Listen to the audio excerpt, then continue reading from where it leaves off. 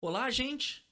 Vamos agora começar a sequência de vídeos referente ao componente transistor bipolar de junção. E, partindo do estudo de diodos, em que era caracterizado por um dispositivo de dois terminais e com uma junção PN, agora esse dispositivo ele vai possuir um terminal a mais, então é um dispositivo de três terminais, e como consequência ele vai possuir duas junções PN. O cenário de utilização desse componente vai desde o propósito de amplificação de sinais, então eu quero aplicá-lo em um circuito com uma tensão de baixa magnitude na entrada e quero que na saída essa tensão seja amplificada, ou então até em dispositivos de eletrônica digital, como elementos de memória, por exemplo. É comum também encontrar este componente funcionando como um interruptor, seja então permitindo ou não o fluxo de corrente entre os seus terminais. E assim eu informo qual que é o princípio básico de funcionamento deste componente, em que agora com três terminais eu vou conseguir aplicar uma tensão sobre um terminal de controle e definir a corrente que flui nos outros terminais do circuito. Então será similar a um funcionamento de uma fonte de corrente controlada. Este dispositivo foi demonstrado pela primeira vez no laboratório Bell no ano de 1947, tá bom? Então eu até coloco aqui no centro, no canto esquerdo, uma fotografia dos inventores e no meio do slide um detalhamento deste circuito, deste transistor, que hoje em dia é comercializado de um modo completamente diferente ao transistor desta figura. E lembrando que eu comentei que é um dispositivo de três terminais, eu consigo fazê-lo de duas maneiras. Ou seja, ou eu consigo fazer com este dispositivo com as camadas PNP, ou então de um modo análogo com as camadas NPN. Esses dois modos de construção, eu vou falar assim, deste componente, vão classificar o tipo de transistor que nós vamos estar utilizando no nosso circuito. Então, se ele vai ser um transistor do tipo PNP ou um transistor do tipo NPN. Independente do seu tipo, os seus terminais vão receber o mesmo nome. Então, eu tenho aqui como definição dos terminais desse componente os nomes coletor, base e emissor. Independente da composição deste transistor, PNP ou NPN, observem que o terminal base ele sempre vai ser o nome dado à camada que é diferente das outras. Tá bom? Para tentar deixar mais claro, então, esta explicação, eu apresento aqui do lado esquerdo a simbologia que estes componentes serão representados nos nossos circuitos eletrônicos. Então, aqui eu tenho a simbologia para o transistor NPN e para o PNP.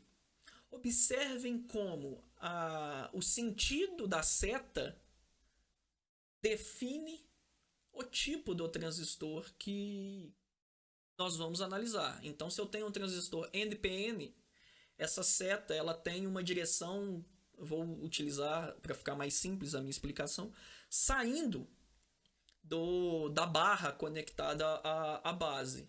Enquanto que para o transistor PNP eu tenho essa seta com a direção entrando a essa barra conectada ao terminal base. Reparem também que o terminal emissor ele é definido sendo esse terminal que está ligado a essa seta. Isso é importante se pensarmos que no momento da gente montar o nosso circuito, a gente pode, de acordo com a praticidade do diagrama esquemático, a gente pode rotacionar ou não esse componente, né? Então é importante qual é o nome de cada terminal deste componente. Enfim, esse dispositivo de 3 terminais, ele vai possuir 2 junções. Então eu vou ter uma junção entre os terminais emissor e base e uma outra junção entre os terminais coletor e base. É importante mencionar que será de acordo com a polarização nesses terminais é que eu vou definir a aplicação do meu transistor. Ou seja, eu posso trabalhá-lo em 3 modos: modo corte, modo ativo e modo saturação. Exemplo de aplicação, por exemplo, no modo ativo, é a ideia de amplificação de sinais. Então eu tenho um sinal de tensão de baixa magnitude, uma senoide de baixa amplitude, e eu quero amplificá-la. Então eu posso estar utilizando este amplificador, este transistor para este propósito, só que para isso eu preciso prestar atenção em polarizar a junção emissor-base de modo diretamente, enquanto que a coletor-base vai ficar polarizada reversamente. E para os outros 2 modos, eu posso pensar em um exemplo considerando que eu quero utilizar o meu transistor como uma chave. Ou seja, ela vai permitir ou não o fluxo de corrente em seus terminais. E para isso, como que eu posso fazer isso? Eu vou modificar as polarizações das junções. Então, para o momento em que eu não tenho fluxo de corrente no meu dispositivo, eu vou polarizar reversamente as 2 junções. E no momento em que eu quiser permitir esse fluxo de corrente, como se fosse um curto-circuito nesta parte, eu vou polarizar diretamente este meu transistor. Observem que agora eu consigo definir esse fluxo de corrente sem nenhum elemento móvel. Então, similar a um interruptor, mas agora sem nenhum elemento móvel. Isso daí tem uma vantagem muito grande, tanto relacionada à manutenção dos circuitos eletrônicos, porque eu consigo evitar que essas partes móveis e mesmo assim controlar o fluxo de corrente, e também na frequência com que essa comutação desse modo de funcionamento vai ocorrer. Então estes detalhes tornam esse tipo de componente muito atrativo para as nossas tecnologias atuais. A partir de agora, eu vou me preocupar em caracterizar esses modos de operação. Então eu vou começar com o modo na região ativa, tá bom? E aqui eu ilustro, eu deixo a tabela do lado direito para a gente lembrar do tipo de polarização que eu tenho que ter em cada junção. E além disto, eu coloco o símbolo de cada um dos transistores, o NPN e o PNP. Eu vou concentrar a minha explicação no transistor NPN, mas a análise pode ser feita da mesma forma para o transistor PNP. Então, se eu considero que este dispositivo está na região ativa, eu preciso garantir que a junção emissor-base esteja diretamente polarizada e a junção coletor-base esteja reversamente polarizada. Pensando em representar este dispositivo por um modelo de grandes sinais, então eu coloquei embaixo ali o seu circuito equivalente. Observem então que nós temos o seguinte: os terminais coletor, base e emissor, e devido à polarização direta no terminal base e emissor, eu vou conseguir representar esta parte do componente como se fosse um diodo. De modo que, se ele está diretamente polarizado, eu sei que a diferença de potencial entre o terminal base e emissor será igual a 0,7 volt. Então, eu já tenho uma informação do meu circuito. O segundo ponto pertinente deste modelo é observar que a corrente do coletor é definido como um parâmetro beta vezes a corrente no terminal da base. Então, reparem essa ideia de funcionamento como uma fonte de corrente controlada, em que eu aplico uma corrente, eu aplico uma corrente no terminal base e no terminal coletor haverá um valor de corrente definido por IB vezes beta, em que este parâmetro beta é uma informação dada pelos datasheets, então especificada pelo fabricante, e referente a um ganho de corrente que eu vou ter neste terminal, independente do que eu tenho conectado no terminal coletor para o resto do circuito. Então, observem essa capacidade de controlar a corrente neste terminal através de um terminal, de um outro terminal, no caso base.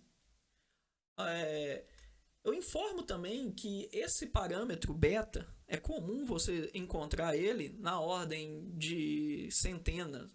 Então, pegando um transistor, por exemplo, o BC547,